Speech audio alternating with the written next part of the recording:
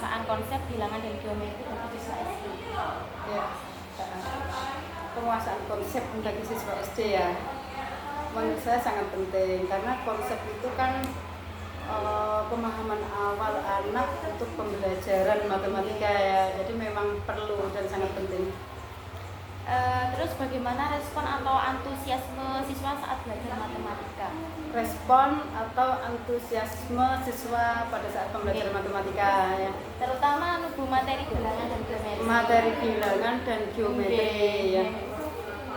Kalau siswa sebenarnya matematika itu kan menurut siswa itu suatu momok kan Mbak ya, suatu momok. Mereka itu kadang di saat pelajaran matematika itu kok matematika seperti. Tapi di sini saya di kelas 6 itu berusaha mengajar agar anak-anak itu senang matematika ya. Jadi ketika pembelajaran saya berusaha menyenangkan, terus kemudian berusaha bagaimana menggunakan media yang anak-anak itu biar tertarik, sehingga ketika mau pembelajaran matematika antusias mereka tertarik pelajaran gitu. Terus menurut Ibu itu ketika pembelajaran menggunakan modul sendiri Iya, kalau modul ajar itu memang kita membuat sendiri belajar matematika untuk mengajarkan setiap harinya itu. Terus bagaimana Ibu merencanakan pembelajaran bilangan dan geometri agar sesuai dengan TP dan TP yang bilangan buat? Bilangan geometri, materi bilangan dan geometri ya. Cara membuat modulnya itu yang pertama kita harus melihat karakteristik siswanya, kemudian karakteristik materinya yang mau perlu kita ajarkan, kemudian tujuan pembelajaran yang mau kita capai itu apa. Jadi hal-hal yang perlu dipertimbangkan itu terlebih dahulu, baru nanti kita membuat modul ajarnya. Terus bagaimana Ibu menyesuaikan materi dengan tingkat kemampuan siswa yang berbeda? Iya, menyesuaikan materi dengan tingkat kemampuan siswa yang berbeda-beda. Berarti kan mengarah pada kesiapan belajar anak ya. Nah, karena tingkat kemampuan yang berbeda-beda, penyusunan materi pun juga harus berdasarkan tingkat kesulitannya. Ada yang mudah, sedang, dan ada yang sulit ya, tingkat materi yang sulit. Berarti dikelompokkan siswanya. Ya kita kelompokkan siswanya berdasarkan tingkat kemampuan siswa tersebut. Sebelum pembelajaran memang harus kita petakan terlebih dahulu ya, menggunakan asesmen diagnostik awal dulu. Terus apa saja kesulitan yang paling sering dialami siswa saat mempelajari bilangan dan geometri dan penyebabnya Bu? Iya, kalau bilangan itu yang sulit ketika pembelajaran itu adalah bilangan bulat, negatif, positif. Ya, kalau positif bisa ya, yang bilangan bulat negatif itu biasanya anak-anak banyak yang kesulitan untuk mengkonkretkan pemahaman siswa. Karena ada negatif itu loh ya, itu. Kalau untuk materi geometri bangun ruang yang sangat sulit itu menghafalkan rumusnya. Kalau dulu ya volume, luas itu kan kecerdasan anak kan berbeda-beda. Itu yang banyak anak-anak itu tidak hafal. Terus bagaimana cara Ibu memperkenalkan konsep bilangan cacah dan bilangan bulat pada siswa? Ya, bilangan cacah dan bilangan bulat, cara menerapkannya sebenarnya kita harus mengacu pada teori pembelajaran matematika. Kalau saya cenderung memilih teorinya Brenner ya, mulai dari tahapan enaktif, ikonik, dan simbolik. Jadi yang pertama anak-anak diberi tindakan dulu, diajak berbuat atau melakukan aktivitas, kemudian baru kita memperkenalkan secara visual pakai gambar, baru ke simboliknya, ke konsep matematikanya. Misalkan setengah ditambah setengah itu baru mengarah ke konsepnya, ke simboliknya gitu. Langkah cara penerapannya. Kalau kesulitan yang biasa dialami ketika belajar operasi bilangan, penjumlahan, pengurangan, perkalian, pembagian, pecahan, kesulitannya itu biasanya di apa? Yang sulit itu di pecahan Oh, ya. pecahan. Baik itu pecahan biasa maupun di desimal. Itu anak-anak kadang agak sulit arah ke situ. Nah, cara Ibu memperkenalkan materi itu gimana? Materi pecahan ya seperti yang saya sampaikan tadi, kita menggunakan teorinya Brenner yang melakukan 3 tahap itu. Yang pertama kita memang ajak berbuat atau melakukan tindakan, atau kita buat mereka itu seolah-olah ikut nyata dalam aktivitas belajar dulu. Baru nanti kita gambarkan kita gambarkan visualnya. Misalkan 1 semangka dibagi menjadi 4 anak, kita ajak dia menggunakan barang nyata dulu, satu semangka dibagi beberapa anak, kemudian baru nanti setelah itu kita gambarkan visualisasi dari semangka itu di papan tulis, misalkan semangka setengah ditambah setengah ya. Kalau anak-anak tidak kita kenalkan dari barang nyata kemudian ke gambar langsung ke setengah tambah setengah ya, itu kan banyak yang bingung ya. Maka dari itu pertama kita ajak dulu anak-anak aktivitasnya, kemudian kita gambarkan, setelah itu baru kita masukkan ke simbolnya, setengah ditambah setengah berapa, dari pemahaman yang pertama dikonkretkan tadi yang dari gambar setengah tambah setengah menjadi satu, bila digabung. Itu untuk yang pecahan Mbak ya, itu cara pembelajarannya. Jadi harus kreatif ya dulu. Iya, coba kan saya kalau matematika berpikir benda-benda apa ya, media apa yang perlu kita gunakan dulu ya, karena menanamkan konsepnya itu yang sulit. Nah, apakah siswa sering keliru menentukan nilai tempat atau mengurutkan bilangan besar? Ini kan kelas 6 tentang pecahan desimal ya. Kalau kelas rendah saya nggak ya, ini yang materi saya itu mengurutkan pecahan dan pecahan desimal. Kita mengurutkan pecahan itu banyak yang kesulitan karena materi pecahan itu kan sulit. Bagi anak-anak yang sudah paham itu tidak ada masalah, ketika mengurutkan pasti benar, tetapi bagi mereka yang anak-anak yang level sedang dan kurang, mengurutkan pecahan kan mengalami kesulitan, apalagi nanti harus menyamakan penyebutnya terlebih dahulu ya. Ini yang memang kesulitan untuk nilai tempat, terutama desimal per 10 per 100 itu kan juga sulit untuk memahamkan mereka gitu. Terus Cara mengatasinya saya yaitu tadi pakai 3 tahapan tadi ya, 3 tahapan ya. Terus untuk baru nanti ke simbol matematikanya saya buatkan tabel nilai tempat. Itu pun kita harus kan pertama nggak harus bisa, dia harus mengulang-ulang kan gitu. Butuh waktu untuk memahami matematika ya. Terus bagaimana kemampuan siswa dalam menyelesaikan KPK dan FPB? KPK dan FPB kelipatan sama faktor ya. Ini kita memang anak-anak harus paham dulu perkalian dan pembagian. Kalau tidak paham konsep perkalian dan pembagian masuk ke materi FPB dan KPK ini sulit. Kesulitan. Terus bagaimana kemampuan siswa dalam membandingkan, mengurutkan dan mengoperasikan pecahan desimal? Iya. Anak-anak itu kadang kesulitan di situ ya, cuma sebagai guru kita harus memiliki trik. Yang pertama memang cara mengajar kita itu memang dari mudah ke yang sulit, yang mudah sedang ke yang sulit. Kita beri contoh yang mudah dulu. Ya, yang pertama kita mengarah ke pembelajaran tadi yang benar tadi ya. Mungkin pakai soal cerita bermain peran anak-anak, mana ketinggian mana yang dari kecil, sedang, tinggi, dari ketinggian anak-anak besar atau berat badan anak gitu. Terus kemudian nanti kita setelah praktek langsung, kemudian tahap berikutnya menggunakan visualisasi gambar yang di papan.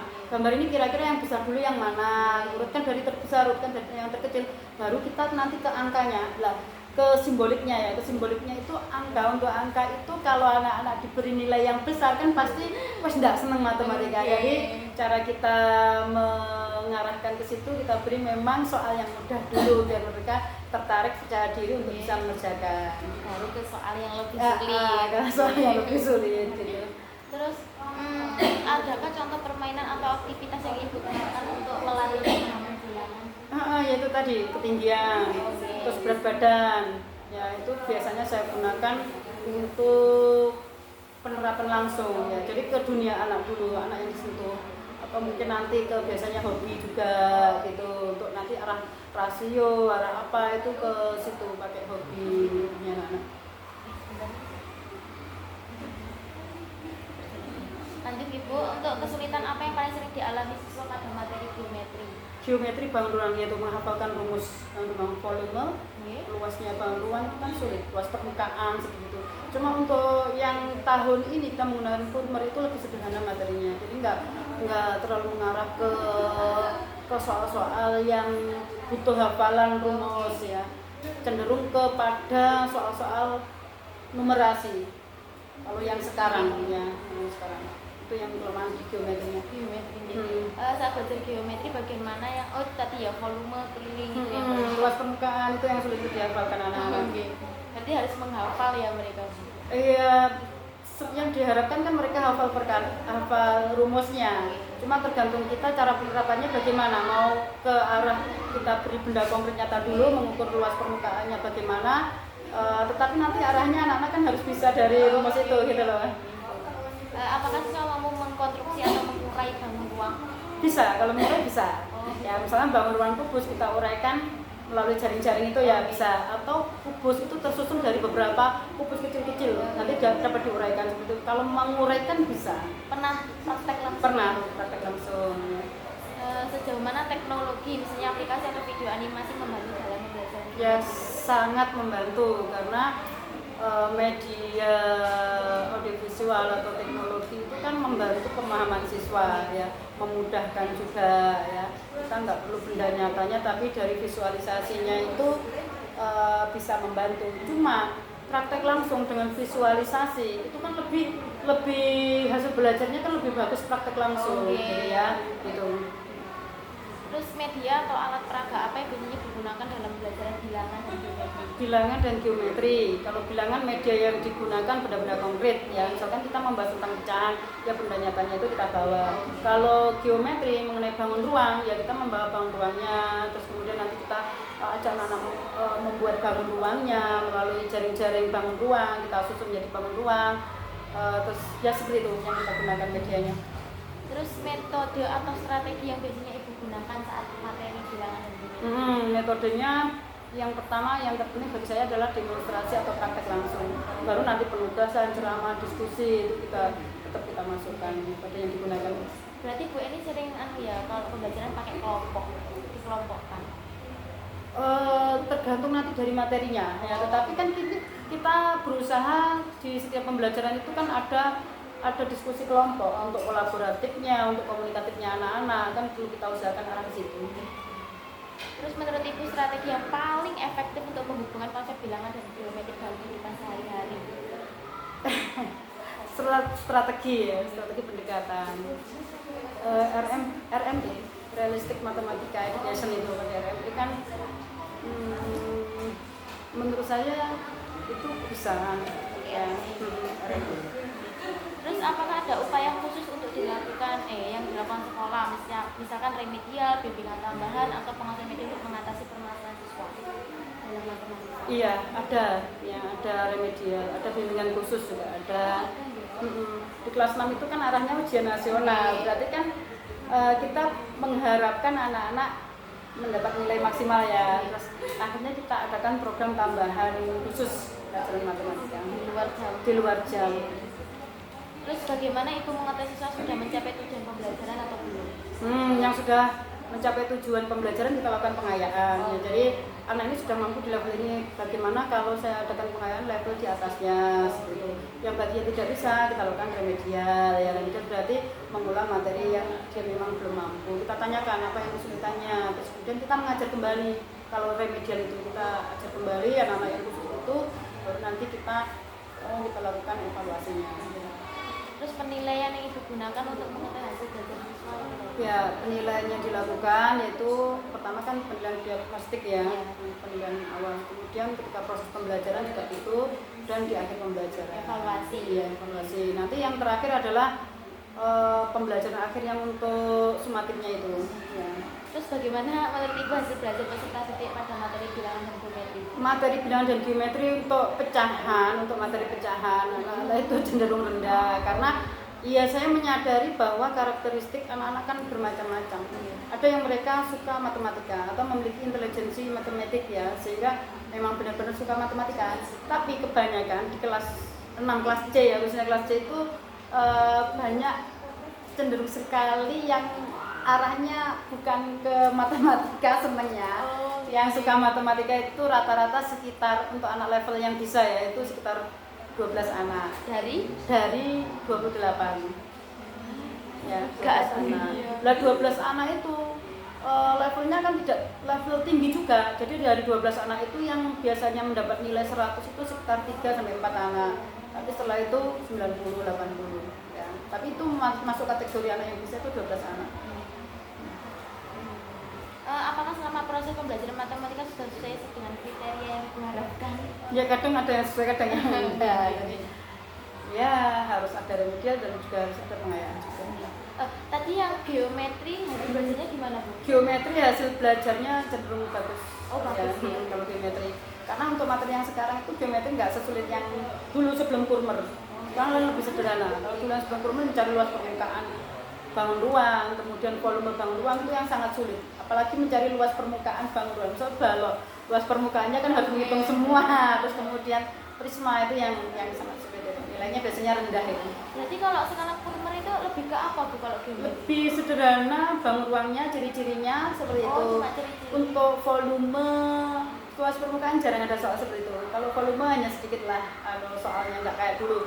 Kayak dulu itu luas permukaan, volume, gabungan dari bangun ruang seperti itu yang harus kita selesaikan permasalahannya. Lebih enak. Sekarang lebih sederhana. Menurut Ibu, apakah fasilitas siswa lebih banyak disebabkan oleh pemahaman konsep atau keterampilan hitungnya atau motivasi belajarnya? Kalau menurut saya ya ketiga-tiganya. Karena satu motivasi belajar itu arahnya ke dukungan motivasi internal ya, dari diri sendiri dan juga dari orang tua. Ya motivasi belajar kalau dari rumah mereka tidak siap untuk belajar, saya rasa juga mempengaruhi kesulitan belajar. Kemudian yang kedua, faktor tadi motivasi sama Pemahaman konsep, keterampilan hitung. keterampilan hitung itu kan nggak semua anak memiliki keterampilan hitung. Bila mereka memiliki intelijensi matematika, berarti keterampilan hitungnya kan bisa, gitu loh. Jadi juga berpengaruh juga. Yang terakhir adalah guru ya tadi ya. Guru saya taruh yang terakhir karena sebenarnya guru itu kan berusaha anak-anak itu mencapai tujuan pembelajaran. Cuma faktor guru juga berpengaruh bila mana metode, media dan strategi juga tidak tepat digunakan. Jadi tiga-tiganya menurut saya sangat berperan penting juga berpengaruh dalam anak-anak mengalami kesulitan belajar. Menurut Ibu, bagaimana sebaiknya kami sebagai calon guru SD mengembangkan kreativitas dalam mengajar bilangan dan geometri? Untuk mengembangkan ya, yang pertama adik-adik kan sudah belajar teori matematika di kampus. Nanti bisa diterapkan ketika praktek di lapangannya. Oh, saya dapatnya teori matematika itu teorinya benar, teorinya siapa lagi kan banyak. Modelnya misalkan RME, model lagi yang lain kan banyak, konstruktivisme yang lain kan juga banyak. Baru diterapkan ketika nanti PPL atau ketika mikro teaching terapkan. Apakah teori yang saya dapat di kampus itu ketika diterapkan di sekolah itu benar-benar berhasil untuk anak. Jadi menerapkan teori dengan praktek langsung. Kemudian yang kedua, pengalaman mengajar memang diperlukan. Jadi mengapa ada PPL itu kan memang perlu pengalaman ketika mengajar. Terus kemudian cari-cari sumber informasi yang sekarang. Jadi pembelajaran yang sekarang cari di internet lah. Matematika mungkin yang paling tepat apa? Atau hasil penelitian terdahulu. Oh ternyata ketika pelajaran ini diterapkan pakai ini banyak yang berhasil. Berarti oh saya tak coba menerapkan pakai ini. Bisa pakai referensi. Komunikasi seperti ini dengan guru juga bisa. Untuk menambah wawasan ya. Apa saran Ibu bagi mahasiswa PGSD agar bisa menjadi guru SD yang mampu membuat matematika lebih menyenangkan? Ya, pembelajaran sambil bermain, belajar sambil bermain. Terus kemudian ya terapkan model pembelajaran yang berbasis aktivitas siswa atau berpusat pada siswa ya. Gitu. Ajak ke benda konkret juga ya. Ajak mereka kontekstual sesuai dengan kehidupan sehari-hari anak ya. Terus ya sama belajar pembelajaran berbasis IT yang sekarang ya bisa. Sekarang serba IT. Ya, serba IT. Kadang anak-anak itu bosan pembelajaran itu saya kepengen pakai HP, pakai karena kan memang zamannya sekarang kan sudah menggunakan IT. Nggak bisa dipungkiri itu memang keinginan anak-anak. Berarti boleh bawa HP? Boleh. Nah, kalau untuk pembelajaran. Kalau pas tidak pembelajaran disimpan sendiri atau bagaimana? Ya, misalkan dalam 1 minggu kita butuh pembelajaran menggunakan HP ya. Sebenarnya memang nggak direkomendasikan, tetapi karena kita melihat kebutuhan untuk pembelajaran, ya saya mau izin ke ibu kepala sekolah akhirnya nanti ya. Ya, gitu. Sudah, mungkin itu saja. Terima kasih banyak sudah menjawab pertanyaan kami.